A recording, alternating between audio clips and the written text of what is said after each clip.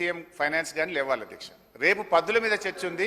పద్దుల మీద రేపు చర్చ ఉన్నప్పుడు కన్సర్న్ మినిస్టర్స్ని చెప్పమనండి, అభ్యంతరం లేదు. ఇప్పుడు నేను ఒక శాఖకు ఒక మంత్రి లేస్తే నేను ఇప్పుడు 32 శాఖలు మాట్లాడాలి. అందరు లేస్తారా మంత్రులు? They have to answer. రేపటి నుంచి పద్దులు ఉన్నాయి, దాని మీద మాట్లాడమనండి. ఒకటి ఇప్పుడు ఏదైనా చెప్పాల్సి ఉంటే డిప్యూటీ సీఎం చెప్పాలి. నేను డీవియేట్ అయితే ఎల్ఏ మినిస్టర్ గారు మాట్లాడాలి, లేదా సభానాయకుడికి అవకాశం ఉంటుంది. దయచేసి మినిస్టర్స్ నుంచి ఇంటరప్షన్ లేకుండా చూడండి. వాళ్ళు ఆర్థిక విధ్వంసం చేసి రాష్ట్రాన్ని అప్పులపాలు చేసి అసలు ఈ రాష్ట్రంలో పనిచేస్తున్నటువంటి ఉద్యోగస్తులకి జీతాలు కూడా ఇవ్వలేనటువంటి కటకటలాడే పరిస్థితులు ఈ రాష్ట్రాన్ని నెట్టేస్తే ఇప్పుడే కొద్దిగా ఘాట్లో పెట్టి నెల నెల మొదటి తారీఖున వాళ్ళ జీతాలు ఇస్తూ ఇటు వ్యవసాయాన్ని, సంక్షేమాన్ని, పరిశ్రమల్ని, హైదరాబాద్ నగరాన్ని, మహిళల్ని, యువతని అందరినీ దృష్టిలో పెట్టుకొని ఒక ఆలోచనాభరితమైనటువంటి బడ్జెట్ను ప్రవేశపెడితే రాష్ట్ర వ్యాప్తంగా ప్రజలందరూ హర్షిస్తూ ఉన్నారు. కానీ హరీష్ రావు గారు ఒక్కడికి మాత్రం చాలా కంటగింపుగా ఉంది అధ్యక్ష.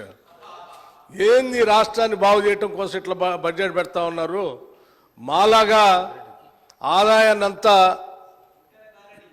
రకరకాల మార్గాల్లో ఖాళీ చేస్తే అయిపోయేది కదా, ఇదేంది అని వారు మాట్లాడుతూ మేము వాస్తవాలే మాట్లాడతాం, రాష్ట్రాన్ని సర్వనాశనం చేశారు, ఇప్పుడు మళ్ళీ మొదలుపెట్టారు, 5 నిమిషాల్లోనే భ్రమలు కల్పించడానికి ప్రయత్నం చేస్తున్నారు. ఇది ఎక్కడ అన్యాయం అధ్యక్ష?